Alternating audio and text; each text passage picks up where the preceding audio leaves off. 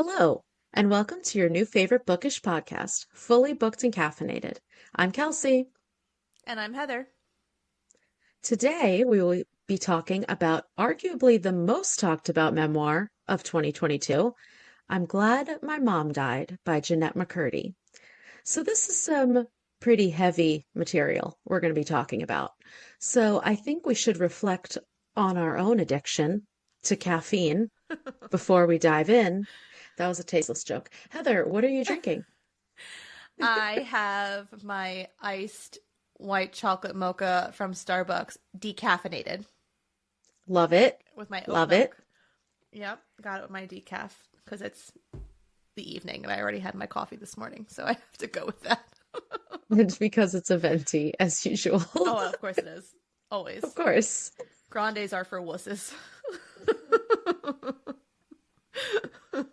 It takes me I all day to I drink it, but whatever, I drink it.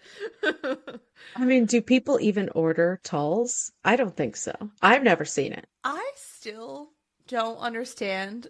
I remember the first time I ordered a tall and I didn't realize it was the smallest one. And I was like, why is it so Well, it's tiny? just all ice. There's like three sips of coffee in there. Yeah, but I didn't realize that a tall was like a small. I don't get Yeah, how Starbucks sizes work, but I don't whatever. either. It is What what is it that is. movie, Role Models, when Paul Rudd starts going off about the sizes? Did you see that movie? Yes, but I don't remember. But I did love that movie. That was a good I movie. remember everything that Paul Rudd has You done. do. Anyway, that's conversation for another day. I am drinking a Carmelo Nespresso pod. They can never just Ooh, call it caramel. They have to no. call it Carmelo. But I have it with my vanilla caramel creamer. Mm, It's actually pretty delicious. nice. They actually make like a Carmelo candy bar. Have you ever seen that? No. I What is remember. it? I don't know, but my mom used to like them.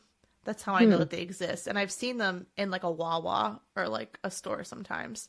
I think Hmm. it's like it might be a Cadbury brand. Cadbury chocolate. Oh, okay. I It's mean, ringing a bell. my assumption is that it's a chocolate bar with caramel in it.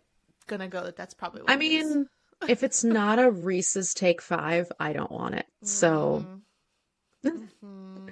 and you and your Reese's peanut butter cups, I know. Well, I have a new favorite Reese's, and I can only find it at Wawa.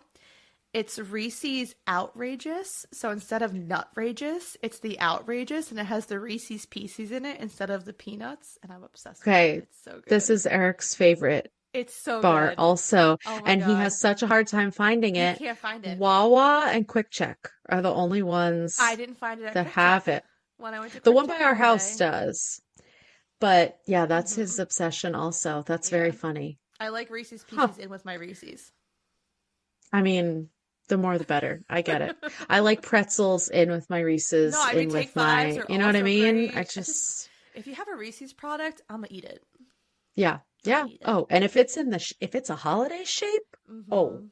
oh, I it's know game we over. we just got over the eggs. The next, I think, will be the pumpkins. What's next? I think pumpkins or footballs because now they do Oh, they footballs have footballs. when the NFL season starts. They'll start doing footballs Yes, I think footballs are probably next. Okay, probably. because they're like recycling the eggs and just Yeah, adding lines onto them. probably. Okay. Now that we went on Anyway, our tangent. cheers. Cheers. Okay, so Jennette McCurdy. We're going to find out a lot more about her, but the simple facts are she's a former actress who now focuses on writing and directing. She grew up in California with her three brothers, her mom, dad, and grandparents in a Mormon household where all the kids were homeschooled, and she wrote her own memoir regarding her experiences growing up there. So it was published in August 2022, immediate New York Times bestseller.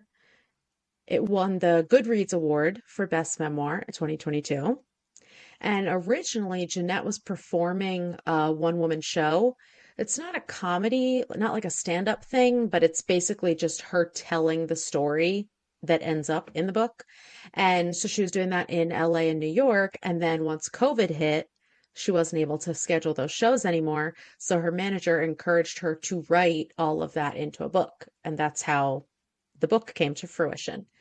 And she always had a passion for writing, but she was never able to explore it when she was Mm-hmm. younger because she was not supported. So, obviously, the title for the book is part of the reason that it was so popular so quickly because it's such a an eye-catching title, you know. But it's been met with mixed reviews. So Jennette maintains that it encapsulates both the dark humor and the acknowledgement of being able to deal with the abuse that she suffered only after her mother is gone. She also says that anyone who doesn't understand the title isn't really going to understand the book, so the book probably isn't for them, Yeah, which I agree with. I agree with that too. And also super significant is the cover.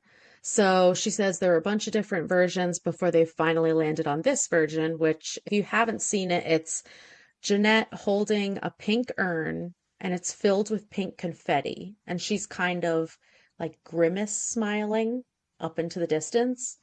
So in an Entertainment Weekly article, she's quoted as saying, confetti spilling out of an urn felt to me like a good way of capturing the humor in the tragedy.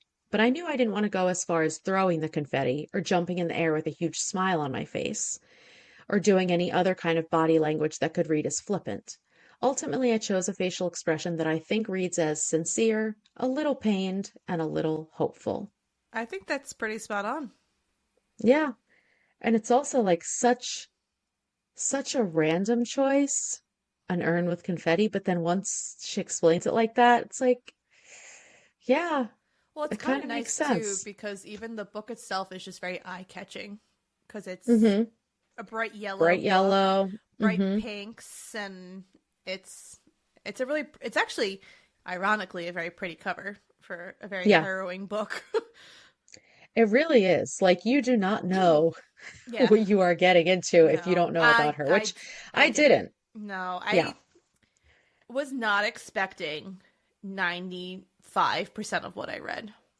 100%. And the only reason I was expecting the 5% is because there was so much buzz about it. I hadn't Yes. really like listened to any interviews or read any articles or anything, but I, just like in passing Mm-hmm. heard some of the stuff, but no, I was not prepared. Yeah, no. All right, so she recently closed a deal to write her debut fiction novel, which is going to be released in 2024. And she's also been honored as part of the 2022 Time 100 Next list, which is a compilation of emerging leaders from around the world who are shaping the future and defining the next generation of leadership. That's fun.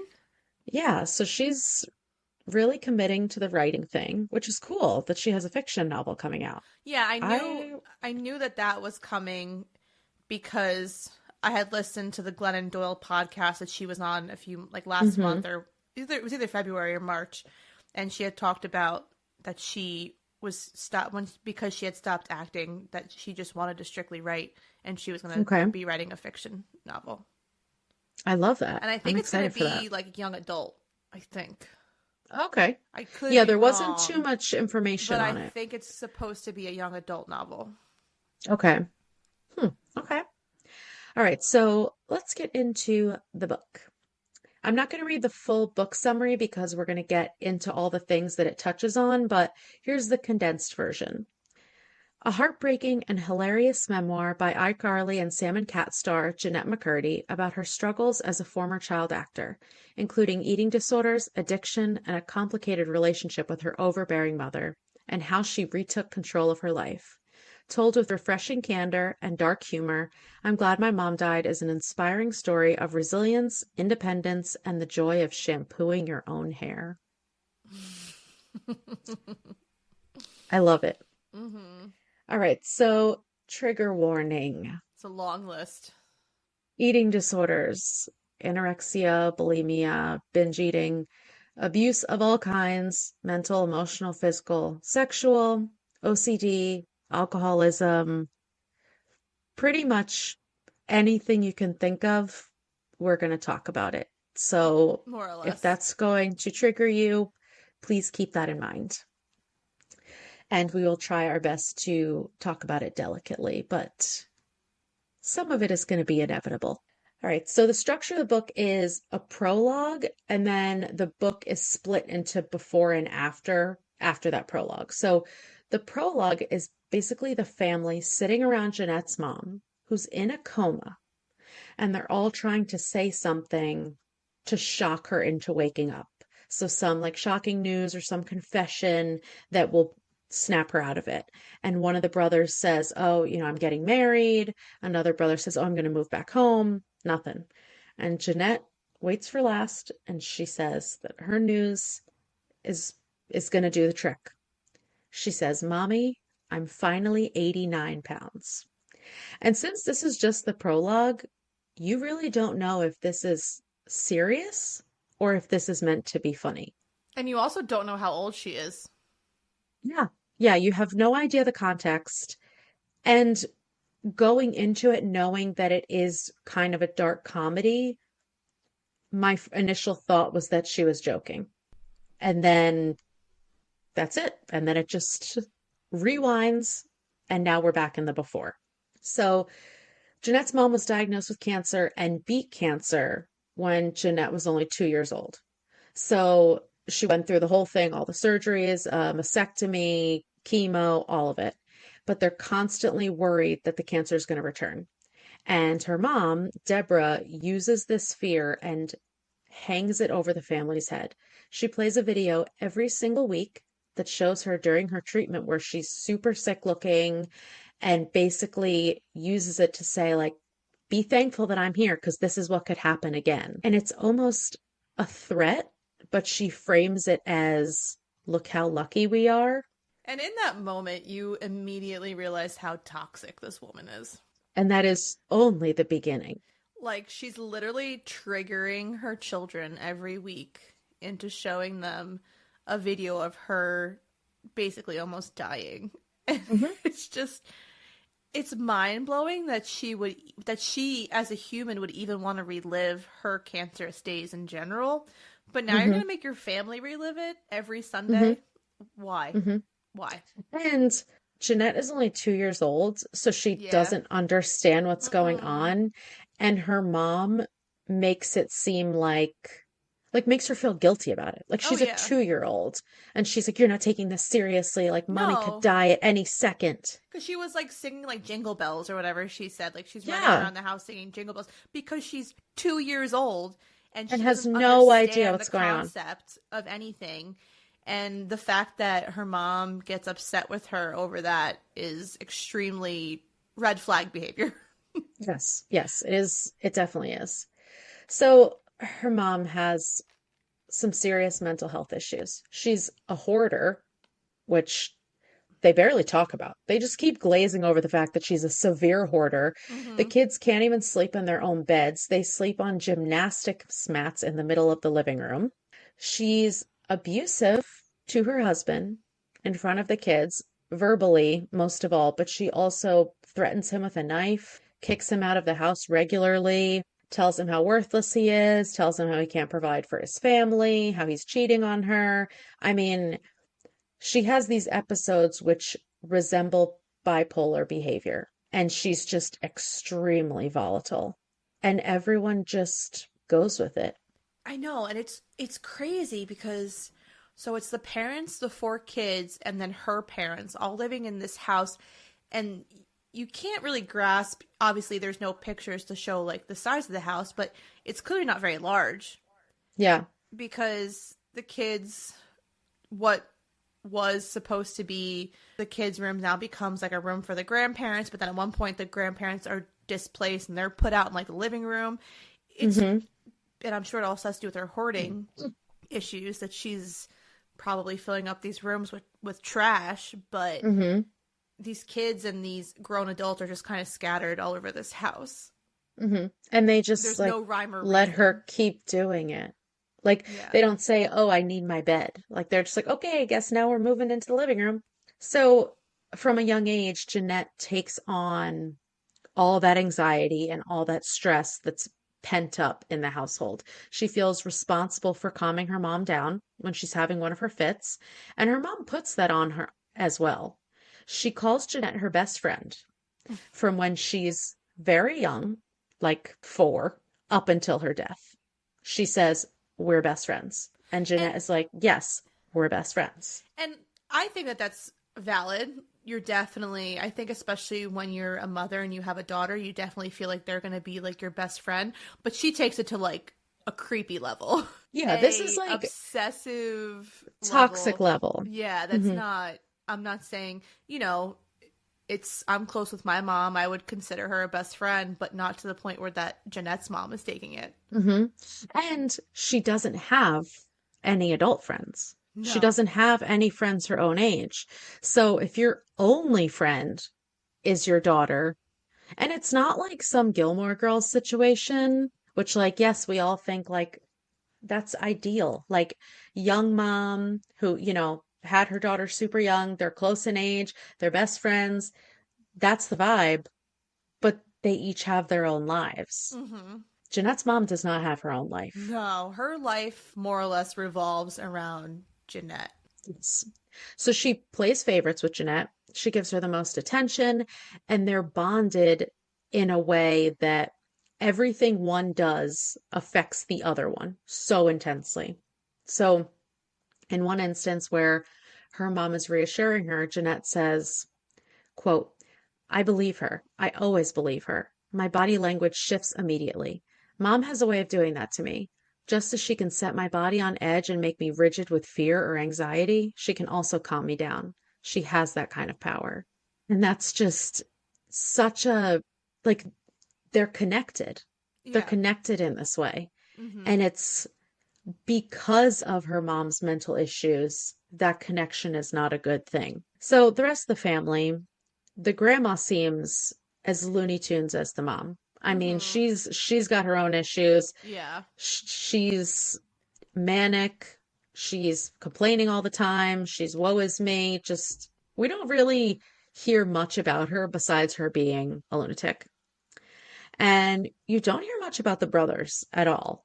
No. She doesn't talk about them very much. And I understand that this book is, about her relationship with her mother, but really all you know is that Jennette is the favorite and the one that's focused on. So I would love to hear the brothers' perspective. I would love to hear if they felt the same type of stress and anxiety in their household and how they felt about being, you know, neglected basically because Jennette and Jennette's career were the only thing that mattered once she started acting.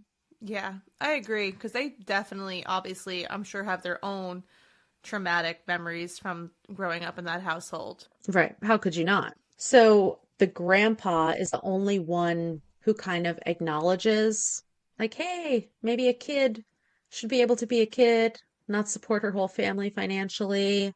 Yeah. Some of these behaviors that she's exhibiting are not normal. Everyone just kind of ignores them. They're like, okay, grandpa, whatever. That's just the way it is. And then the relationship with Jeanette's dad is so complex, but also, I mean, she brings it up a lot, but she doesn't really dive into it. They basically have a non-existent relationship because the mom is just so controlling of him. She constantly puts him down, she constantly demeans him, and Jennette just accepts that dynamic and basically agrees with anything that the mom says because Yeah, she's 5 and doesn't know any better. exactly. And the dad is profoundly absent because he's Mm-hmm. also working like 3 jobs to try to Mm-hmm. support the family. Mm-hmm. And they And still then, don't have money, and she's no, kicking him out left I and was just gonna right. say, and then when he's home, it seems that Jeanette's mom can't stand him, so she's just Mm-hmm. constantly kicking him out or causing a ruckus. Mm-hmm. Which is I would be interested to hear his side also. There's a lot of sides to this. I But mean, I yeah, she's definitely opening up a can of worms into her family. yeah, yeah. Do you think that he could have had any real impact on all of the things that happened if he was more involved? No, because I think that Jeanette's mom she just exhibits these controlling behaviors, and you see it just worsen as Jeanette gets older. Yeah, I agree. I think even if he tried, she would have taken whatever means necessary to get him out of the way so that she could have her, clear path to this relationship with Jennette. I agree. And then also when you learn towards the end of the book about her true relationship with her dad, I think that he also didn't care as much for those Yeah. reasons. That's what makes me wonder why he stayed. Yeah, which in a way, which I'll talk about it. It almost makes you look at him in a new light. Yeah. I was thinking that too. And I mean, I obviously feel bad for everyone in this situation. He was Yeah. abused by her Oh also. my Like God. he was in a Every single domestic person abuse relationship. was Yeah. abused by this woman. Yeah. Okay, so mom wanted to be an actress, but her parents wouldn't let her. So she decides Jennette is going to live her dream instead. And she gets Jennette all excited about the idea. Don't you want to be mommy's little actress? And Jennette's like, anything mommy wants, yes. Mm-hmm. So she becomes obsessed with Jennette's beauty. She dyes her hair, she whitens her teeth, she tints her lashes from a very young age, and it's clear that Jennette will go along with anything to keep her mom appeased, to make her happy. She doesn't want to act. She feels uncomfortable. She feels pressure from it because she doesn't know what she's doing. Like she's just going off of her mom telling her what to do for these castings and these readings. And this very, very young, like 6 years old, kind of starts her mixed feelings about acting. And there's a quote I want to read about. So after a successful audition, Jennette leaves the room with the casting directors and says, Mom's sitting at the end of the hallway. Tears are welled in her eyes. She's so happy. And in this moment, so am I. Yes, it's nice to make mom feel good, but it's also nice to feel good at something. Even if that thing makes you very uncomfortable at times, even if that thing puts a lot of pressure on you, even if that thing is very stressful, sometimes it's just nice to feel good at something. And that's how a child should feel that they're able to be good at something. Isn't this like when you're a kid you play 20 different instruments, you take a musical theater camp, you do all these different things to figure out, oh, you do sports. Sorry, I didn't do sports, but kids do sports to figure out what you like, what you're good at. But she doesn't Yeah. have that option. No, she's She's kind of one forced. option. She is forced into doing this one thing, and that's it. She can't do anything Hmm. else because she even like tries to like write her own like book or like movie, and her mom is very dismissive about it in the Literally. future. So it's just like no, definitely her mom is one track mind. You are gonna be mommy's little actress, and Hmm. you have no other choices. Sorry. Yeah. And Jeanette doesn't realize that that's not normal. She just thinks No. like, oh, this is the thing I'm going to do. And okay, I was able to get good at it by Yeah, observing and stuff like that. because it's your mom, and your mom is the one that's guiding you, and your mom is And supposed to be supposed to the be one. protecting you. Exactly. Your mom is supposed to be the one that makes the best choices for you, or at least tries to. And so, more or less, is what mommy says is what goes. And Jeanette's Hmm. just kind of like accepted that. And she has no other reference point. She Hmm. has no friends to see how they are with their moms. So Hmm. she's very sheltered. She doesn't know. And she sees that as a skill. Like she's better than her brothers. And the reason that she has such a good relation, not better than her brothers, but the reason she has such a good relationship with her mom is because she's able to, she's the only one who can understand her mom. Yeah. And that becomes like a skill that she has to develop. So she says, no one else in the family seems to understand mom's emotions. Everyone walks around clueless, never knowing which mom they're going to get. But I always know. I've spent my whole life studying her so that I can always know because I always want to do what I can in any given moment to keep mom happy. It's not the That's not child's normal. job to be the fucking parent. It is It's not the not child's the job. job. And truthfully, just hearing that and thinking about it, that's triggering. That's got to be triggering for so many people Hmm. because there's so many times that children are kind of put into a parental role or they have to try to Hmm. fix their parent, and that's not normal. You're not supposed to Hmm. do that. It's not the And like child's job. parents aren't perfect, obviously. Like No. they're going to have their moments and they're going to have fuck ups, but like it's not the child's entire existence. Their purpose isn't to figure out how to keep you happy. Like you're No. a grown ass adult. You should have Yes. figured that shit out before you had kids, first of all. Yeah. And like, I mean, it's the classic case of you are not your mental health. issues are not your fault, but they are your fucking responsibility. And it Yeah. is your responsibility to get help when you have those issues. Yeah. So Jennette develops OCD. She thinks it's the Holy Ghost talking to her I love that. because I love it too. I love it because she hears her grandpa make like an offhanded comment like, I think Jennette has OCD. I think maybe she should go to a doctor, which is weird because like he's, obviously an older man. He's a grandpa. And like it's crazy that he would suggest, oh, maybe she should go to a doctor for this. Like this grandpa is woke, like he knows what's going on. But anyway, so she asks the Holy Ghost, like, Holy Ghost, is it really you or is it my OCD? And the small voice answers back, of course it's the Holy Ghost. And she's like, okay, that settles that. Yeah. They wouldn't lie to me. But that's all part of the Mormon religion that they are raised in because in the Mormon church, when you're baptized, you're supposed to start hearing the Holy Ghost talk to you. So she's so excited that the Holy Ghost is finally talking to her.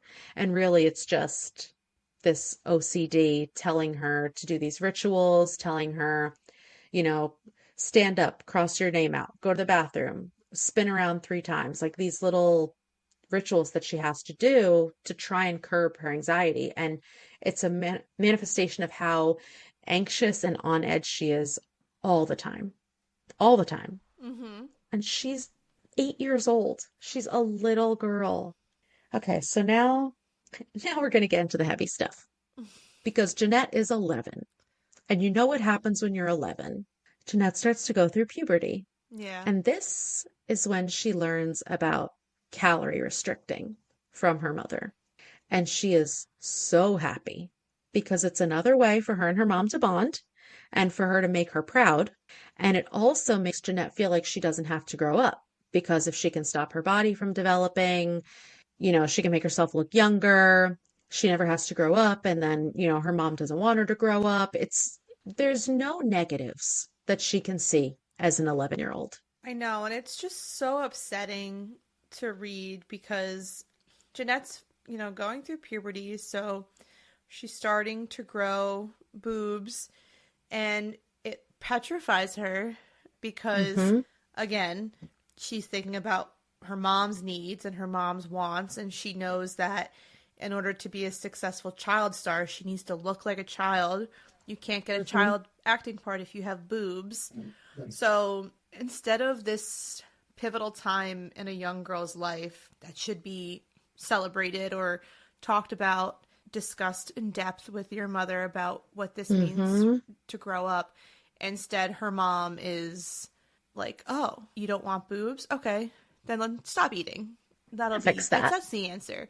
Her mom is just taking this situation and clearly handles it completely wrong. I mean, Absolutely. there's no other way to describe that, but it's disheartening.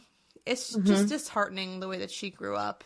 And also, I know we talked about it a little bit in our cultish episode, but this is the generational harm that is being done.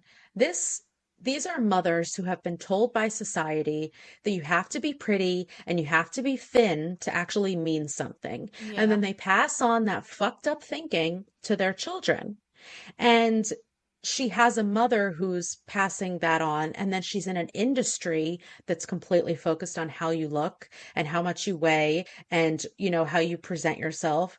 It's coming at her from all angles. She didn't stand a And her chance. mom, no, not at all. And not only is her mom doing it with her, this calorie restrictions, because they're best friends, they do everything together, but she's literally teaching her how to be anorexic.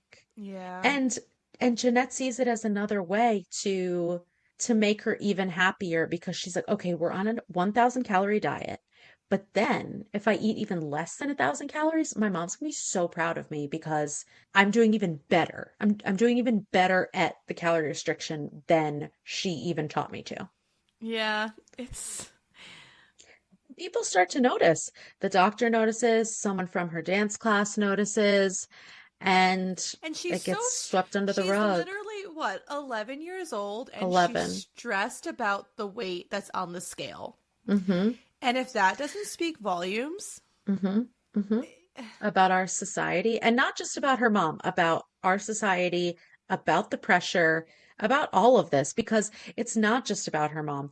It it is because acting is all her mom cares about, but that acting world is what's putting pressure on her because she does look younger than her age, and she needs to look as young as possible for as long as possible so that she can book these jobs as a younger girl. She's in a booster seat until she's like 14 years old. I Like know. she is tiny.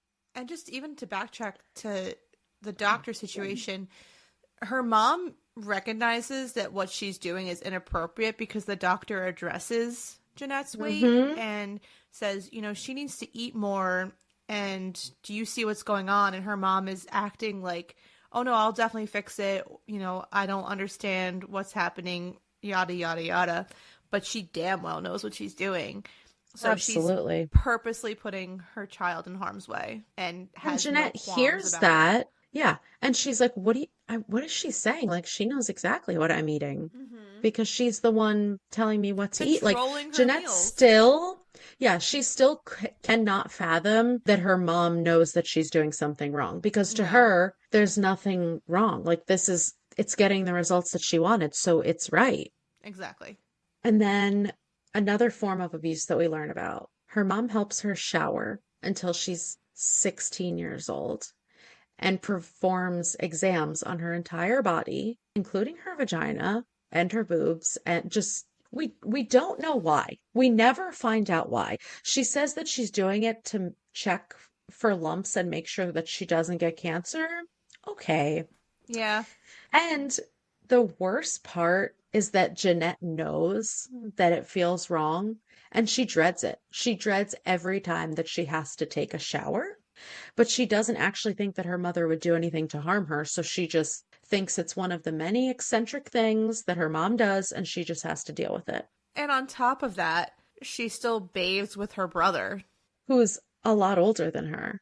And the brother also feels awkward about that. And again, why is the mom still washing the brother who's older than Jennette? And, obviously as kids, children take baths together. That's perfectly normal. It's how it's Yeah. just how it is. But when you have your teenage daughter showering with your older teenage son and exposing Hmm. them to it's so inappropriate. Mhm. It's so And they don't inappropriate. have outside influence. They're homeschooled. No. The only people they know are people in the church, and they've stopped going to church by this time. Like by the time that Jeanette starts booking acting jobs, they've pretty much completely stopped going to church. So they're not seeing anyone else. No, and I don't I think that it's healthy to discuss obviously with your children the difference between women and men body parts, but Right. there comes a point where it just becomes wildly inappropriate Hmm. to allow your children to bathe together when they're Hmm. teenagers. Once you hit a certain age, you should be independent. Hmm. The whole point of growing up and becoming a teenager is becoming independent and finding who you are. And her Hmm. mother's stilting all her children. Hmm. Yeah. And for what purpose? For Control. It's for what is, control. yeah, It's it just she is. wants full control over everything, especially Jennette. And for them to rely on her completely. But but what's fucked up is just the fact that she's washing her daughter's hair still as a teenager, and of course, basically molesting her every Yeah. shower. Like Hmm. there's no need for that, and No. there's no one. Jennette doesn't know it's wrong because again, like you said, her mom would do no wrong to her Hmm. because it's her And she's a mom. kid. Yeah. Kids who are being molested don't understand what's going on. No, and This person who they're supposed to trust shouldn't be doing that to them. and she's sheltered. She doesn't know the Yeah. difference. Yeah. So after this, she books iCarly, which gets super popular, but it also amplifies her anxiety because she starts meeting and interacting with strangers. She's getting recognized. This is when she first starts to really acknowledge that she resents her mom, but it makes her feel so guilty. And she explains it as a fear that she might actually resent her mother. So she says, the person I have lived for, my idol, my role model, my one true love. She goes on to say, "Fame has put a wedge between mom and me that I didn't think was possible. She wanted this, and I wanted her to have it. I wanted her to be happy, and now that I have it, I realize that she's happy and I'm not. Her happiness came at the cost of mine. I feel robbed and exploited." Was it before or during iCarly when she's in the car with her mom and she tells her that she no longer wants to act anymore? And her mom literally threatens to drive them off the road, more or less. So I think that was before iCarly. So you have, again, this young girl, adolescent years. She Hmm. decides that this is not the life that she wants. This acting no longer interests her, and she tells her mom this, and her mom's reaction is basically like she's personally attacking her. And Oh, how absolutely. dare you? Now you're making me cry. I can't see. We're Hmm. going to get into an accident. And then it's so funny because then after Jeanette's like, I'm just kidding, mom. I still want to be an actress. And her mom stops crying immediately. And Jeanette's like, guess I'm not the only actress in the family. Hmm. Guess I'm not the only one who can cry on command. So it's Yep. just, it's obviously she recognizes the toxic behavior in her mom, but she can't get herself to accept them. Yeah. And she can't fully explain it, obviously, at that age, because she doesn't even understand, like you said, what a relationship between a mother and daughter should look like, and really what any types of relationships should look like. I mean, she's thrust into this life, and now she books this show, which gets super popular, and she's stuck doing something that she doesn't even want to do. But then she just looks at the positives of it, like, oh, but mom is happy and we're making money for once. And even though she's not making very much money, they're still not having to struggle as much as they were. And have you ever watched iCarly? I have not. I wasn't really big on the Nickelodeon shows when around that time.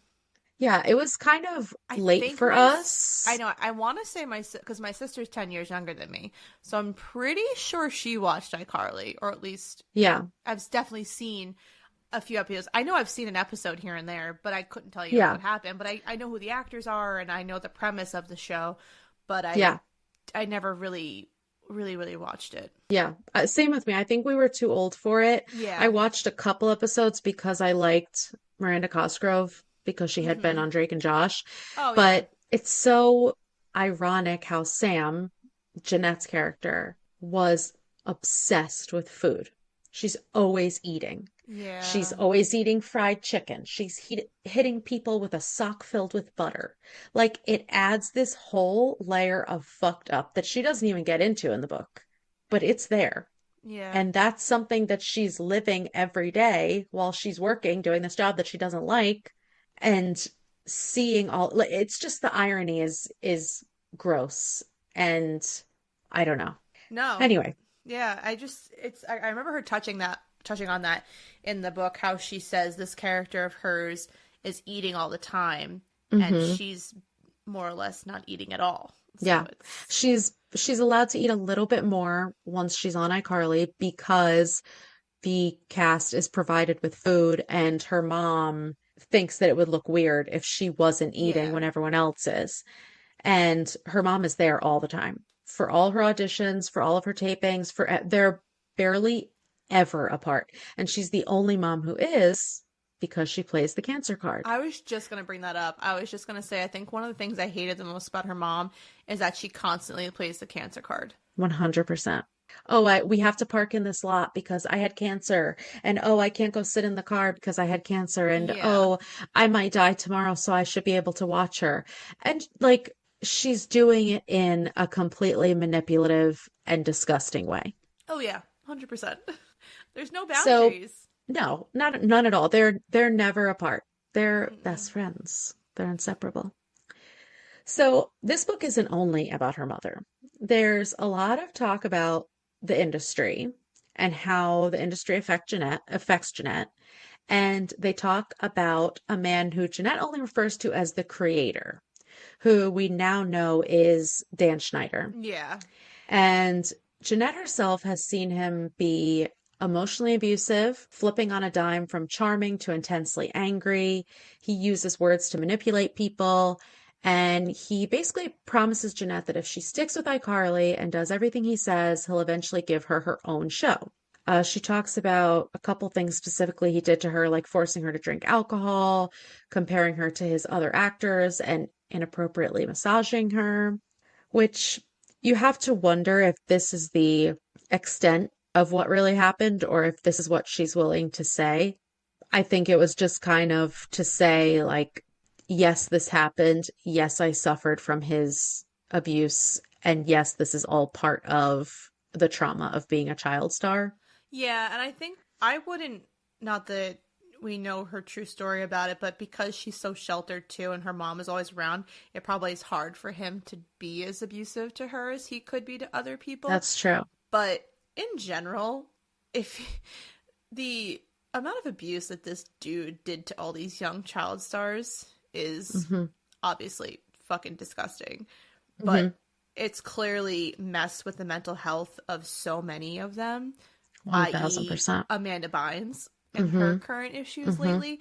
So this dude had a heavy hand in her life. She was on so many Hmm. shows. Hmm. So I can only imagine. I don't even want to. Yeah. I don't even want to imagine. I don't even want to think about it because Yeah. it's heartbreaking. It's devastating. So she says the creator was very clear that his offer had a contingent, me listening to him, taking his advice, and letting him guide me. And even though a part of me appreciates the creator, a part of me is scared of him, and the idea that I'll have to do everything he wants is intimidating to me. So that's fucking scary. This is the person who holds your future in his hand. Who's And you have also seen him. a pedophile. Exactly. And you've seen him screaming at people, you've Yeah. seen him assaulting people, and you know that you are completely under his thumb. He's completely manipulating the mom because all she had to hear was getting your own show. And she's like, oh my God, you have to do everything he says. So toxic, so horrible. We will get back to him in a little bit because there's a little more about him. So then Jennette starts a country music tour, which, did you know this? No, and this was like a monkey wrench into the story, and I was kind of shook for a minute. Yeah, like the only reason I'm even bringing it up is because her mom starts to get sick again, and Jennette goes on tour, and this is the first time that she's ever away from her mom, Yeah. and she has a sense of freedom for the first time in her entire life. And it's also when she discovers binge eating, Yeah. and she realizes that she's never felt full in her whole life, and she just gorges herself. She gains a bunch of weight, and she's so terrified to come back from tour and see her mom. And the first fucking thing out of her mom's mouth, looking a little chubby. You gained some weight, Jennette. Horrible. It's She it's knew her horrible. that well. She knew Yeah. exactly what she was going to say. And it's so disgusting that women have to feel bad about gaining weight and that Hmm. we need to feel like we're not worthy enough if we're not a certain weight and we don't look a Hmm. certain way, and it shouldn't, and that we have to worry about the opinions of others, and that shouldn't be a Hmm. thing. I mean, it's always going to be a thing because it's you can't change people. It's just how But it's it's always going to be. also her health. Like, Yeah. when she was binge eating, she was eating candy and junk food and all this stuff because she'd never been taught how to eat No, to so how fuel can her you body So exactly, it's how can you expect someone to not gorge themselves on this wonderful, hmm delicious food that they never experienced that before they never had. as a Yep, kid? Because a kid is when you're supposed to enjoy this stuff. A kid exactly. is when you And try all this. it has nothing to do with the fact that she should only be eating healthy. It's just the fact that she should be balancing out, just like anyone should Mm-hmm. be balancing out what you're eating so that you can stay healthy. Like, Yeah. this is not healthy for a kid who's No, supposed to be developing. because you can be a little overweight and still be healthy. There's 100%. And it's just her mom is obviously just hell bent on you can only eat this many calories and it has to be, this kind of food. Hmm. Otherwise, there's no point. Yeah. And it's just showing that this mindset with the food is not only not going away, but it's amplifying, it's getting worse, Yeah. it's progressing. Oh my God, yes. So when she's back from her music tour, I still think it's so weird. She's back to iCarly. She finally gets her own apartment since her mom is sick and she can't really drive her back and forth, but her mom immediately moves in. This Immediately. This, oh my God, this entire fucking part angered me so much. Her mom was, Jennette was so excited. She was so excited. I'm finally going to be on my own. I'm an adult. I have my, or whatever, how old she is. She's 18. I She's have, 18, dude. yeah, she's like, I have my own apartment. I get to live on my own freedom. It's going to be great. And then all of a sudden, her mom just becomes her roommate. Her mom just comes to, her mom comes to move her in and just never fucking leaves. Never leaves. And I just can't deal with that. I cannot Yeah. deal that this woman has the audacity to Literally the keep audacity. doing this to her daughter. Your daughter Can't is have becoming a a grown minute of woman. space. Yep. No, because her mom can't be that far away from her. Like, I don't know. It's Like, get a fucking life. she's like a helicopter mom. She just can't let this kid go. I do want to say that throughout all of this, Jennette and Miranda Cosgrove have this really pure and adorable friendship. And Jennette kind of acknowledges how usually it's so like competitive and catty for girls in the acting space, but they never had that. And Miranda's kind of like a crutch for her throughout all of I this. agree. I think that if she didn't have Miranda, she would be way worse than what she was or would Hmm. be today. Because Miranda was the one that was able to kind of open her eyes to the things that she Hmm. couldn't see because of her mom. And well, I know that they're like not really friends anymore, not for any reason specifically. They, Grew apart. you grow apart as you grow older. But she had a real friendship for the first time in her life. And it was with someone who actually like cared about her in a way that wasn't toxic. It And was like took her pressure first, off her. yeah, it was like her first non-toxic relationship in her life where it Hmm. wasn't, this person was not controlling her. This person was letting her be who she wanted to be. This person didn't want anything from her, No. just simply wanted a friendship. And it was kind of a little bit of escapism. Yeah. They would just drive around, listen to music, have sleepovers. And, she wasn't expecting anything from her. She was just being a friend. And it is so rare to hear of that, especially them working so closely together and the age that they're at and the industry they're in. So I just think that that's like just a real positive It is out of because this whole you would situation. think that they're two female leads on a show, and you would think that the show would try to pit them against each other because Hmm.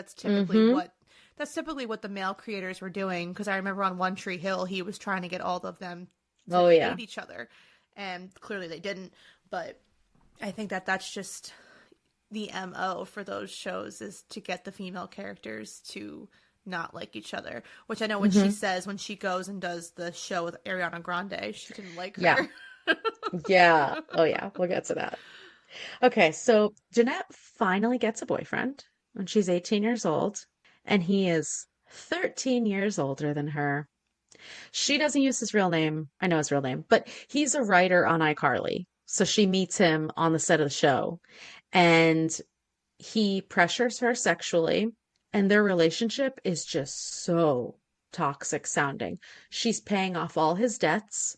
He drinks all the time. They fight all the time. And this is her first boyfriend, and he's clearly taking advantage of how young and inexperienced she is. Yeah. And it's just, why? Like, I mean, she doesn't know what a relationship is supposed to look like. Look at the example that she has between her parents. But the fact that he stayed with her is so predatory and just gross. Well, men are just gross. That's just a Well, well-known yes. fact.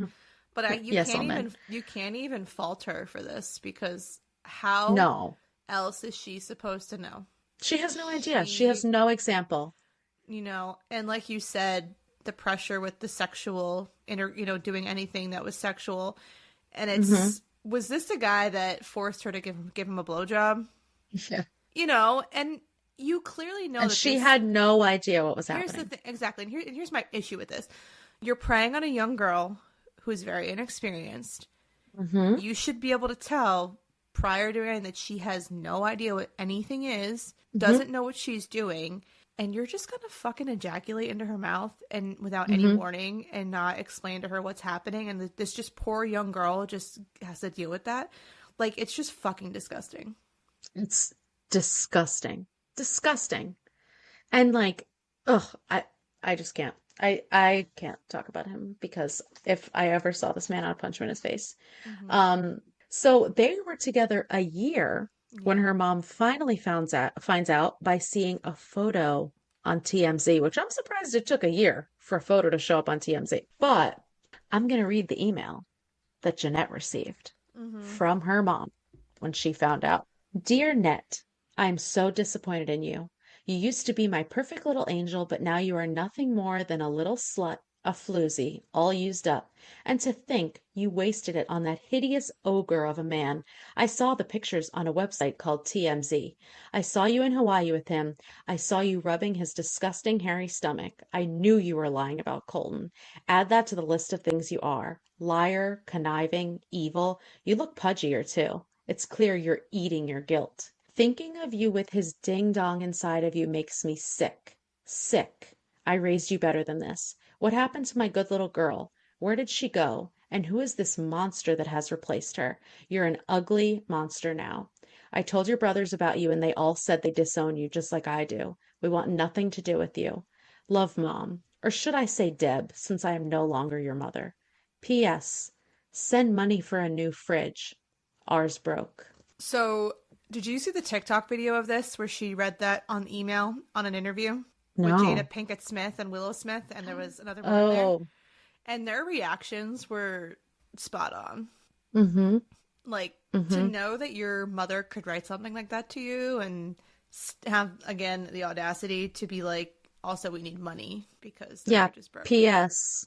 This entire time, Jeanette is supporting and helping her family financially, despite not making huge amounts of money, despite paying off her shitty boyfriend's gambling debts, despite paying for, I'm sure, everything that they're doing together.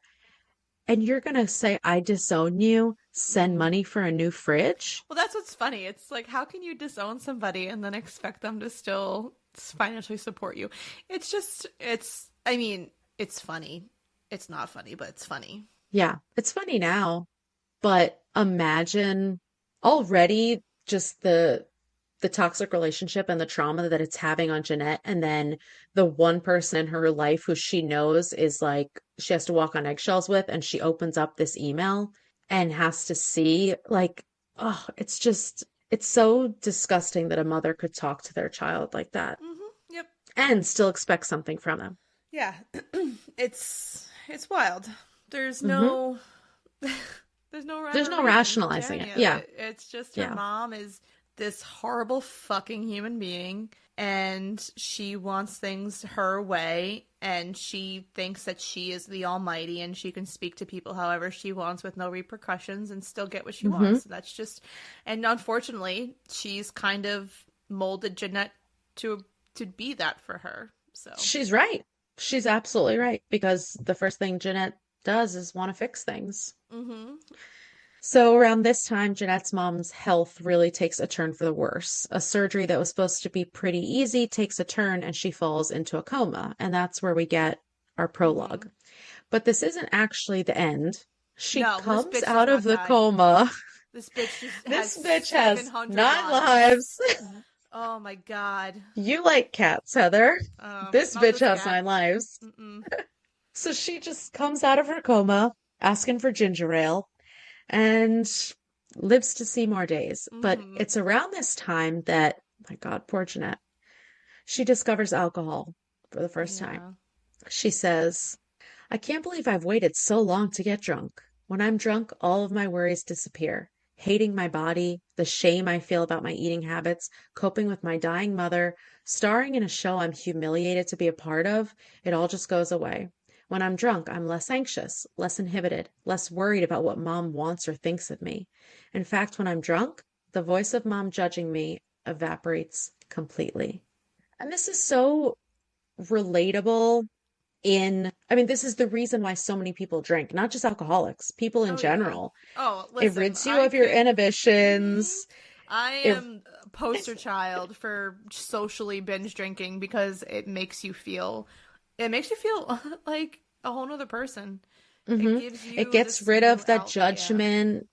It gets rid of your inhibitions. You're not scared of what people are thinking. It's freeing. Mm-hmm. And the fact that she already has this severely deteriorating mental health, and then you add alcohol as a solution on top of that, of course it's going to be the next crutch that she clings to. Who Mm-hmm. doesn't want to have that feeling of not being judged when she feels judged every second of every day of her entire life? So, her show that was supposed to be her own show, but actually Yeah. isn't, Sam and Cat, isn't going well. Jennette hates it and hates Ariana Grande, mostly out of jealousy. And I know that like after the book came out, she got dragged a lot, and everyone's like, "Oh my God, she hates Ariana, and there's this big feud and blah blah." It really wasn't like that. It was mostly just that Jennette was upset with this show that she didn't even want to fucking be on. And Ariana keeps having to leave work to go perform and to go do this, tour and record this or whatever. And when the show is ending, or the show ends up getting canceled, Ariana's on to bigger and better things. And Jennette just feels stuck and resentful because she's Mm-hmm. always going to be known for her preteen and teenage self. And we've talked about this a lot, but that's what most child stars go through. Yeah. They're stuck in this mold. Yeah, they are. And it's also hard for her too because she sees clearly Ariana Grande getting special treatment.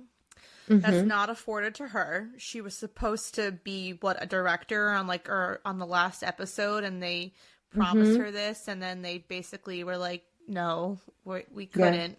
So it's just like she feels, she's kind of in a shitty position. She's doing something hmm she hates. She's hmm not getting the recognition that she wants, and it's no wonder she turns to the addictions that she does because she's Yeah. clearly very unhappy. And all she wants to do is escape. So towards the end of Sam and Cat, this is where the creator comes back. He's under investigation for emotional abuse, among many other things. Yeah, They emotion abuse. try, Okay. yeah, It's more they than that. try to pay Jennette $300,000 to never talk about her experience, which she refuses. I Which I applaud her. think 1000%. And I think it's so unexpected of her at that time because she did not have her own voice at all when it came to her acting career. But in her mind, she still knows this is wrong. And even if I'm not going to be the one to bring it to light, I'm not going to agree to, I'm not going to take your hush money. Yeah. Like she knows that that feels wrong. And I was so impressed with that. Like Yes. even how hard she was struggling and even as badly as she wanted to get out. And she's like, afterwards, she's like, wait, 300K is a lot of money. Like, shit, did I just make a mistake? But she does the right thing. She does. She's, for the first time, like you said, she's kind of standing up for herself and Hmm she's not allowing someone else to take control over her life for once. So Dan Schneider obviously has an insane amount of successful shows under his belt. All That, The Amanda Show, What I Like About You, Drake and Josh, Zoe 101, iCarly, Victorious, Sam and Cat, and then there's a couple that came after that that I don't really know about. Some of these I think we were too old for, but what was your favorite show that he All created? that. I was Loved All obsessed That. with all that. I loved The Amanda Show And also. no, that was definitely the second one that I watched all the time. Hmm But I just really loved all that. Oh, so good. So good. Hmm. And Drake and Josh, I was really into because I was I obsessed with Drake, which I know is bad now. But Considering that he went missing in Daytona Beach for like 3 hours the other day and then he was miraculously found, I don't know. It was weird. Did you see that? and he also was Yeah. under investigation Oh, for listen. Oh my God. No, the I'm just stuff with saying. underage Well, it girls. was so But yes, funny. he went missing. Like, how long I was he know. missing And that someone cared? Eric was like, why is he in Daytona Beach during spring break? He's a predator. And I'm like, that's why he's in Daytona Beach for spring break. Because Literally, he's a that's why. predator. Oh, I saw that and I was like, what do you mean he's missing? I Like, know. I was like, how'd you lose him? I got like an email from People News. It was like breaking news. Drake Josh is is reported missing in Daytona Beach, and then like 3 hours later, Drake Josh has been found. He is no longer endangered, and I'm like, what the? Okay, I'm like, all right, clearly I don't know. journalism is I thought, just on one, yeah, I but thought we had heard the last of him, but no. But I I think guess I not. definitely watched Drake and Josh. Same thing. I thought Drake was cute. Obviously, Hmm. it wasn't my favorite, but I watched it. I would say all that and the Amanda Show were definitely my favorites. Okay, so Mom finally dies. Yay. Celebration, confetti. Confetti in an urn. And we enter the after phase where Jennette discovers bulimia. She finally feels like she has control over her weight between the highs and lows of anorexia and binging, but that control slowly slips away the worse her bulimia gets. She says, this is so fucked. Anorexia is regal, in control, all powerful. Bulimia is out of control, chaotic, pathetic. She has this mindset that anorexia showed she was in control because she could restrict what she was putting in her body. But now that Yeah. she has these huge binges where she gorges herself and then purges, she feels that out of controlness and she feels the effect that it's having on her body.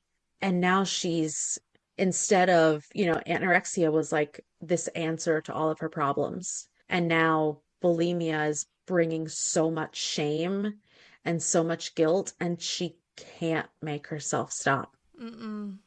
She can't. And it's hard. Luckily, I've never experienced bulimia, but I know somebody who has, and I can't imagine going through that. Yeah, It's so just, hard. The fact that you think that you need to purge your body of the nutrients that you're putting into it, mhm. it's heartbreaking, you know? And just think about like how awful you feel Mm-hmm. after you throw up I and like hate feeling that you puking. need to do Yeah. that. I hate throwing up after a hangover. Oh, yeah. I could never imagine doing it every day of my life, Yeah. multiple times throughout the day. And that being your sense of control. Like Yes. that's, oh Yeah. my God. And I mean, it have I gets thought so about much it worse. when you're like a kid, when you're a young teenager and you're impressionable and you're larger than most girls and you want to be skinny? Have I thought about doing it? Yeah, but I never did Yeah. because I was able to stop myself from doing it, but a lot of people don't have the ability to not do it. They have to do Hmm. it. And she really didn't have a choice. I mean, this relationship with food in her body that started so young, and then all of these horrible things just keep Hmm. happening. It was basically inevitable. Yeah, and now she has, and it's just, again, it's just so heartbreaking because she's bulimic, she's an alcoholic, she just has all these addictions, and Hmm. she has no one to help her. So she falls in love with a guy who's a directing assistant on this random Netflix, but not really Netflix show that she's doing. And he gives her an ultimatum about her bulimia. So she decides that she wants to start therapy. And at first it's going okay. And then her therapist starts bringing up her childhood and her mom being abusive by teaching her anorexia. Yeah. And Jennette immediately quits therapy. She realizes her entire identity was defined by her relationship with her mother, and she never really saw that before. Like, she was so quick to defend any action of her mom's, whether it was because she was sick or she just wanted Jennette to have everything she couldn't have. She never could have imagined that there was something fundamentally wrong with their relationship. No, and she was instantly triggered when this therapist tried to bring up her childhood and how Hmm. she was raised. Because she's like, if you're telling me that my best friend, that the person who shaped my entire identity was abusing me, then that means that I don't have an identity. Hmm. And then what do I do? And she's not ready to face that. And that's completely understandable. And this is her first time trying to seek help. Doesn't always stick the first time, you No, know? definitely not. Especially when you have that much trauma and you've Mm-hmm. been that sheltered your entire life, and being in your 20s is the first time that you try to seek help for lifelong issues. It's going Mm-hmm. to take time. There's no And way. doesn't even have an inkling of what's causing these issues. No, Like she has she no doesn't think it's idea. her mom at all. No. So of course that's gonna trigger her and gonna, force her to close up and quit therapy. So for every birthday since she was little, Jennette has blown out the candles and wished for her mother to live another year. And on her first birthday after the death, she reflects on how lost she feels. She says, "My entire life's purpose, keeping mom alive and happy, was for nothing. All those years I spent focusing on her, all the time I spent orienting my every thought and action toward what I thought would please her most, were pointless because now she's gone. I tried desperately to understand and know my mother, what made her sad, what made her happy, and on, at the expense of ever really knowing myself. Without mom around, I don't know what I want. I don't know what I need. I don't know who I am, and I certainly don't know what to wish for." It's so It heartbreaking. is. Her identity was so entangled in her mother's view of her and what her mother wanted that now she's an empty shell. Hmm. She feels like there is no Jennette. It's dark and sad. Hmm. And you can Hmm. kind of see why she takes a comedic stance on this Hmm. kind of thing because how can you not? How else are you supposed to reflect on it? You know? Yeah. Yeah. So, And we've talked about it a little bit, but like I honestly never before reading this book could have imagined the extent of how bad her bulimia was. uh-huh. She was purging several times a day, 5 times a day. And once she started seeking help the second time, it was nearly unthinkable for her to go 24 hours without Yeah. purging. She was losing teeth. She was throwing up blood. She was aching all the time. She felt shame constantly. I It mean, was just so unhealthy and clearly taking a toll on her body. hmm and she felt her teeth falling out. Hmm. And she's like, wow, this is pretty bad. I That should was like the do turning something point for about her. this. Yeah, that was definitely like the point in her life where she realized that she needed to take action. No matter how Hmm. small, she had to do something. Yeah. I totally agree. And I mean, understandable. Yeah. That's a big fucking deal. Just losing a fucking molar. Oh my God. Right before she's supposed to be on stage for some Hmm. Nickelodeon thing. Yeah, in Australia. So the hits keep coming because right around then, Jeanette finds out that her dad isn't her biological father. Hmm. And she's not even that upset about the fact that he's not her dad because she didn't really have a relationship with him, but she's so betrayed by her mom not telling her and her brothers because none of them are her dad's kids. And so she's I really thought the starting to oldest. I question, thought the oldest was.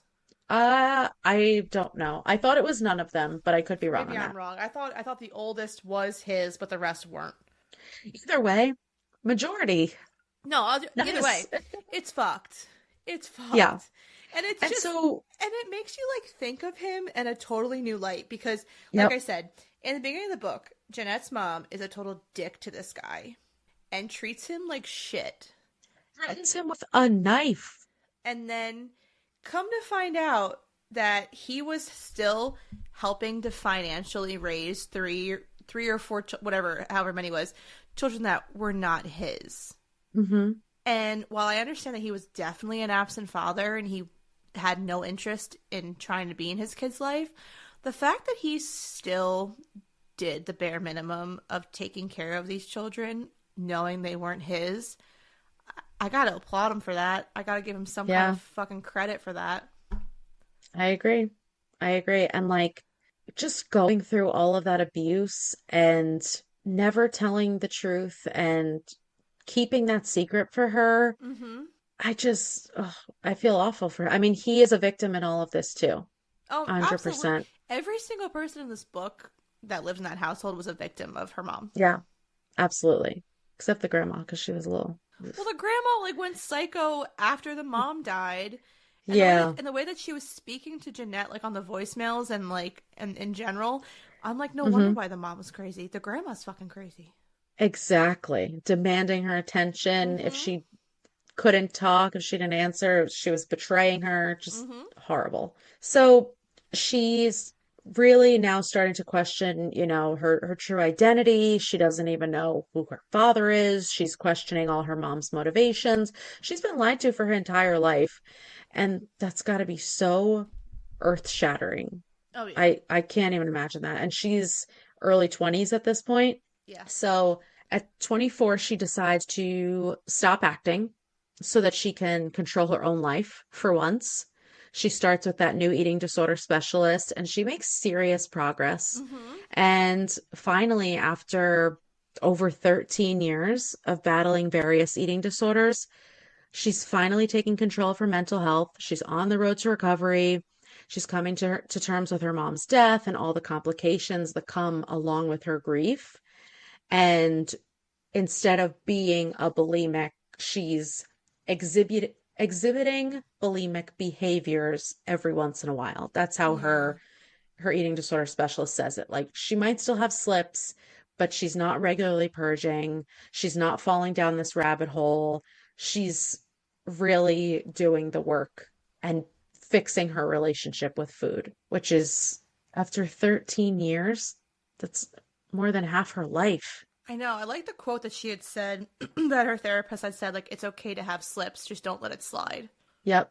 Don't let those slips turn into slides. Mm-hmm. That's true with any addiction. That's true with Agreed. anything that you're working on. It makes so much sense. It's a Like, really nice way to look at things. yes, because you can't beat yourself up for having a slip up because everyone's going to have a slip up. So I want to read the realization that Jennette came to in her own words. Why do we romanticize the dead? Why can't we be honest about them? Especially moms. They're the most romanticized of anyone. Maybe I feel this way now because I viewed my mom that way for so long. I had her up on a pedestal, and I know how detrimental that pedestal was to my well being and life. My mom didn't deserve her pedestal. She was a narcissist. She refused to admit she had any problems, despite how destructive those problems were to our entire family. My mom emotionally, mentally, and physically abused me in ways that will forever impact me. When I was 6 years old, she pushed me into a career I didn't want. I'm grateful for the financial stability that career has provided me, but not much else. I was not equipped to handle the entertainment industry and all of its competitiveness, rejection, stakes, harsh realities, fame. I needed that time, those years to develop as a child, to form my identity, to grow. I can never get those years back. I just think it just shows her strength as a human being in Mm-hmm. being able to recognize all the trauma that she went through and growing from it and Mm-hmm. allowing herself to grow from it instead of continuing the cycles of abuse to Mm-hmm. herself. And letting herself come to all these realizations after her mom isn't here to confront, and Yeah. being okay with being angry and having all of this resentment towards her mom when she's not here to face it. Yeah. The loss of her And mom is probably one of the best things that could have ever happened to her. 100%, because where would she be now? Who knows? And that's kind of where it leaves us. I mean, this is the epitome of the horrible things that happen to child stars. And luckily, Jennette was able to come out on the other side. But every possible negative thing that could have happened happened. I mean, OCD, anorexia, binge eating, bulimia, alcoholism, social anxiety, codependency in relationships, like all of it. And in her mid 20s, she's finally seeking help and taking control of her mental health. And that's just with no experience of what that looks like, with no roadmap of what that looks like. I applaud her a lot for writing this book. And so since the book came out and it was so well received, she's done a million interviews. Like she's really Yeah. done a lot. And she's expanded on some of the things her mother did to her. She's given more anecdotal evidence of the types of abuse. We listened to the her interview on Armchair Expert, which is Dax Shepard's podcast. This interview came out in September 2022. So she talks about this in the beginning and it comes up again later, but she had all this chaos in her life and so much to worry about for so long. And now that she doesn't have that, she craves it. So basically, she's bored and she's looking for something to really put her on edge again. And I related to that so much. Obviously, my experience is nowhere near as extreme as hers, but my therapist actually helped me realize that because I grew up in a chaotic and sometimes unsafe feeling household, now I have the tendency to create chaos because that's what Mm-hmm. I'm used to. So Yeah. whether that's getting worked up over something that's not a big deal or starting a fight over something stupid, like I'm looking for that chaos because that's the only way that I know how to act. That's the only way that I know how to behave, you know? Yeah. And it was crazy to hear that it's a universal thing when you grow up in a household that isn't necessarily, safe feeling. And once you realize it and acknowledge it, you notice it so much more. And you Yeah. realize I'm doing this for no reason, or I need to take a step back. I need to take a moment. Um, they also talk a little bit about her mom's past and how she suffered from abuse when she was younger. She obviously had an eating disorder her whole life, which is why she taught Jennette. And she really thought she was helping her by doing that. And Jennette says that one of the hardest parts is seeing that her mom could have dealt with her own mental health and had the potential to be a good provider and a good mother. I mean, arguably, but she just didn't do it. In a way, she blamed other people. She relied on other people for her unhappiness. She used to threaten to put the kids up for adoption if they Yeah. misbehaved, which, like, I know that's like a trope of like 90s parents, but coming from her, it just seems worse. No, it definitely does because she's already emotionally abusing these children. So Hmm. it's she doesn't need she's doesn't need to constantly take it to these extremes. Exactly. And Jeanette also says that in a way it was kind of like a Munchausen situation, which I do agree with. Like even though Jeanette's mom was actually sick, Yeah. she used it to manipulate people all the time, to get special privileges, to keep the family under her thumb, to get sympathy, like all of this. And I mean, just add it to the list of sicknesses that Yeah, I know. Jeanette's mom had. Uh-huh. I know, and then she had Um, said like her therapist told her all the things that her mom probably was, that she was definitely a yeah. narcissist personality. She probably had a borderline personality disorder, but she never sought any kind of help for her mental health. So of course, Hmm. none of these things were ever addressed. And it just goes to show if you're able to actually get the help that you need, I'm sure things would have been 1,000% different. I'm not saying they would Hmm. have been better or they would have been any different, but they would have been to be able to understand what you're going through mentally would have Hmm. been better than what she was experiencing. Yeah, definitely. And it's just sad that she couldn't take that accountability and she had to bring down everyone around her Oh yeah. Yeah. because she just couldn't face her own shit. No. It was she knew what she wanted for Jennette, and as soon as she had her eyes set on that, there was just no going back. Hmm. Hmm. And that's the whole dynamic of family relationships. The way that they're so entwined with each other that, her chaos became everyone's chaos and her mental health issues became everyone's mental health issues. And if she was happy and positive, then everyone would have been happy and positive. And it's just, especially in such a close knit isn't really the right word, but I mean, they were such close quarters. They were Yeah. living together. You know what I mean? So we find out that once Jennette started getting famous and getting recognized, her mom all of a sudden didn't like it. She Yeah. started getting jealous of the fame. At first, she loved it. But then once she realized, oh, wait, we're two different people and that fame isn't reflecting directly on me, she starts to get this resentment building up, which in the book we read causes her to latch on and try to control Jennette even more. And what I liked most about this interview and some of Jennette's other interviews after the book release is just how self-aware she's become. Like, Mhm. she recognizes that she's switched from one obsession to another. She talks about how it was eating disorders to romantic partners. And she recognizes that even though acting is not something she likes doing, she craves that hyper stimulated feeling that it would like put her on edge.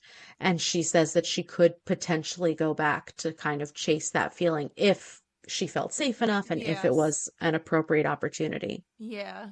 There's just like she's not exactly closing the door on acting. Yeah. It's just kind of a jar right now with no really hopes of being open anytime soon, but eventually Hmm. it But it's like she's on the way to healing enough that not necessarily is going to happen, but could possibly happen. And I feel like when she was in the midst of all this, like right after her mom died, she never would have felt that way. No, and her healing journey has been clearly eye-opening for her, and it's amazing that she's able to heal the way that she's healed already. I can't even fathom like just the amount of stuff that she's overcome and that she can just talk about it so publicly and so not profoundly, but like she can just acknowledge it for what it is.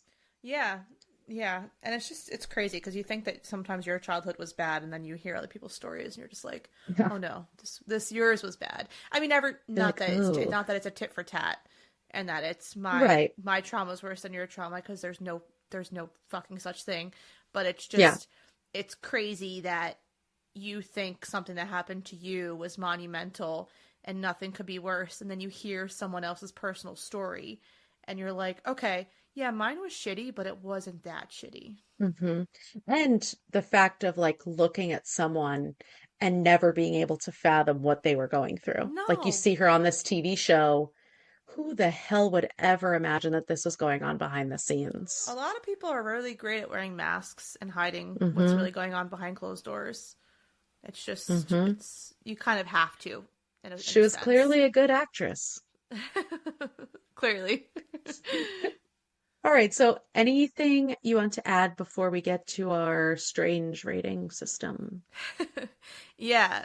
So it's kind of crazy reading this knowing I'm going to be having a kid in a few months. Oh, yeah. I think reading this while pregnant was super it had a huge effect on me because you listen to this poor girl's story about what she went through as a kid, and you just now as a soon to be mother, I can't fathom doing that what she hmm did to her kid. I mean, everyone's different, obviously, and it's you never know what kind of parent you're actually going to be, but my heart just broke for her hmm because no kid should ever go through what she went through. Like it just Absolutely. there's no valid reason for any of it. And I think that reading this book it was wild. I was like hmm my heart just broke for her the entire time I hmm read it. Now that I like am reading it's crazy. My whole perception has shifted on so many things now that I'm Since you got pregnant. pregnant? Yeah. Yeah. I'll read stories now that have to do with like things happening to kids, and my reaction now, how I feel, is completely different than it was a year ago. Yeah. It's actually Yeah. wild. And I just think that to see her now be the woman that she is, knowing what she went through, hmm it's it's amazing. It's outstanding. hmm It's awe-inspiring. She's literally like a queen. Yeah. Yeah, absolutely. And I mean, you are privileged enough to know about mental health and to know about how important it is and to recognize that, you know, when your daughter grows up, that's going to be something that, if they need help with and they need someone to talk to and they, struggle with depression, which we have experience with, that there are steps to fix it, Oh not to yeah. bury it. No, me and my husband have already talked about it that mental health is going to be an open discussion at any time. So just to confirm, you are not going to sign her up for acting classes? No, and I don't think Eric would let me. I joke around and I say, "What if like she wants to go on The Bachelor one day?" And Eric's like, "No." Yeah, that's a no from me. That's a no from me. No. No. I mean, if she wants to, obviously. I mean, one of my biggest regrets from high school is not doing theater because I was just too Oh, shy. theater can be really cool. Yeah. Yeah, and I really, really wish that I did theater and improv in high school, and I was just too shy. I was I myself was sheltered, hmm and so, I was going through my own self-esteem issues, and so my goal as a parent is to build this kid up to think that she's like the best and she can do whatever she wants and she shouldn't feel scared to do it because I didn't hmm have that growing up. Yeah, you got to have that confidence, and that's what Yeah. a lot of these things can bring out. And if they don't like it, then they don't have to fucking do No, it. And you're that's the allowed to point. try. You're allowed. You should hmm be able to try whatever you want that interests you. And if it's not for you, hmm it's not for you. There's nothing wrong with that. Exactly. I tried a bunch of different instruments. Turns out I'm not good at them. Not good at sports either. Whatever, okay? I'm good at reading books. Thank And that's you. great. And that is amazing. And that's literally, That's why we're that makes here. you smarter than most people. So there you go. Okay, so I felt a little weird rating this one just because it's such personal and disturbing material, but I think we can rate it based on how it made us feel, like we talk Hmm. about every episode. So I do have a rating scale, and no, no, no, no, no. I did not Okay. do my usual dark humor. So Okay. sorry to anyone who's missing it. You're welcome to anyone with a soul. I gave the rating scale butter socks, Oh, there you aka go. socks filled with butter. That's a good rating system. I See, like that's a that. pure rating system. I mean, not really, because, like she couldn't eat butter, but you know what I'm saying. Hmm. So I gave this 4.5 butter socks. I thought it was raw and devastating, but I just relate to her so fucking much with her dark sense of humor and her sarcasm and just the way that she processes all of this horror and Yeah. that she's seen herself to the other side. Like, that's how I process. I'm sarcastic, I'm dark. Like, I just found it really relatable and it was an easy read. It was so brave of her. I think it's amazing. I wish we got a little bit more of her after coming Hmm. to these realizations and more of her kind of success in taking her life back. But I think she has done that with like the interviews and experiences after the book. I just wish we got a little bit more in the actual book. I agree with that. I kind of wish that there was more touched on about her experience with realizing the trauma that her mom ensued on her. Hmm. Yeah, instead of like a one-page realization. Yeah, which I mean, and that's, you know what, that's her own prerogative. She doesn't have to tell us Yeah. everything. It's her memoir. She can say what she wants to say, and if she's not willing to share what that part of her life, like obviously that's completely and totally fine. But I think that Hmm. that's why I gave it 4 stars, is because I was kind of waiting for, I wanted, there was, you're almost left hanging. Right. And I'm sorry, not four Right. stars, for butter socks. So Thank you. Thank you. sorry, my apologies. And so I just, it was great. Hmm. It made me feel all the fucking feels that Hmm. were, it was the most traumatizing story you could ever read, and I give her so much fucking credit to Hmm. to put something like that out into the world, you know? So but I do wish there was just a little bit more depth about Yeah. her Yeah. coming to terms to what her mom did to her. Hmm. Because you see how much she's grown, and it would Yeah. have it would have been nice just for her to be able Yeah. to express that I also. agree. Because she's doing so much for herself, and it's amazing. It's so Hmm. amazing to see And she's what she's 30. doing. Yeah. I She's think she's 30 like a years old. year. Yeah, I think I read that too. She's like a year or two younger than us, or she's a year younger than you. Yeah. Yeah, she was born in 92. So she's 2 years Yeah. younger than me, but I'm like, holy To shit. already come to the realization of what you went through at this young age is, it's phenomenal. Hmm. It takes Hmm. people decades to come to terms. It takes people never coming to terms. It And the takes people on their fact deathbeds It's the still fact that not coming to terms. that she was able to seek therapy and discover the help that she needed, and now she is who she is today, and she's obviously still Hmm. growing, and she's still experiencing what she went through, but And it's to be secure enough in her recovery that she can write this book, have it come out, have it be so popular, do all these interviews, and know that it's going to be triggering for her yeah, and still she's doing still do great. it. Wow, I appreciate her.